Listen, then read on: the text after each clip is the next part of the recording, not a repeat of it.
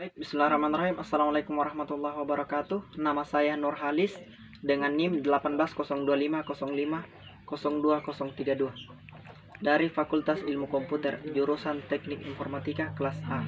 Di sini saya akan berbagi informasi tentang komputer grafik. Kemudian peluang usaha yang akan dicapai ketika kita menguasai komputer grafik. Kemudian saya juga akan membahas sedikit tentang Photoshop. Kemudian harapan saya ke depannya setelah saya mempelajari Photoshop.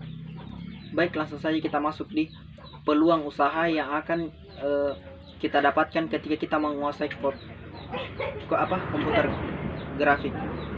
Salah satunya adalah ketika kita menguasai komputer grafik ialah kita mampu membuat suatu percetakan.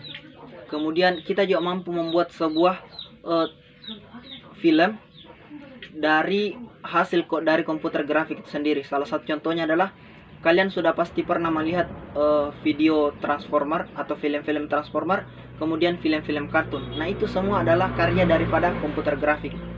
Sehingga kedepannya ya 5 tahun ke depan atau bahkan sampai 10 tahun ke depan, komputer grafik di sini sangat akan dibutuhkan oleh kalangan baik itu kalangan muda, kalangan pelajar, bahkan sampai orang tua pun akan membutuhkan daripada komputer grafik.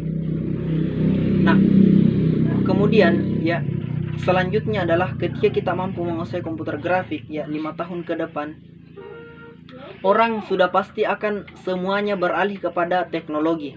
Ya, sudah pasti beralih kepada teknologi yang semakin canggih. Nah, mungkin saat ini orang konsultan bangunan misalnya mungkin membuat sebuah bangunan itu atau menggambar sebuah bangunan melalui kertas media tulis. Ya, kedepannya semua orang akan menggunakan komputer grafik, semua orang akan menggunakan aplikasi di komputer. Nah, itu semua adalah menggunakan yang namanya komputer grafik. Salah satu contoh adalah orang membuat suatu skema bangunan menggunakan aplikasi. Ya, terkadang juga orang menggunakan di CorelDRAW misalnya. Nah, itu adalah salah satu contoh penggunaan komputer grafik di 5 tahun ke depan. Nah, kemudian di sini saya akan membahas sedikit tentang Photoshop.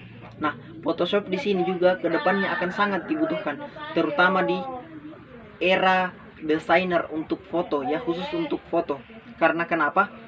Aplikasi Photoshop ini dia sangat dominan kepada mendesain sebuah foto atau mengedit sebuah foto. Kenapa saya katakan demikian? Namanya saja Photoshop ya, sehingga dia hanya terkhusus kepada Photoshop. Tapi terkadang orang menggunakan juga Photoshop bukan hanya untuk mengedit foto. Terkadang orang juga membuat sebuah pamflet, kemudian biasa juga orang membuat sebuah spanduk. Itu.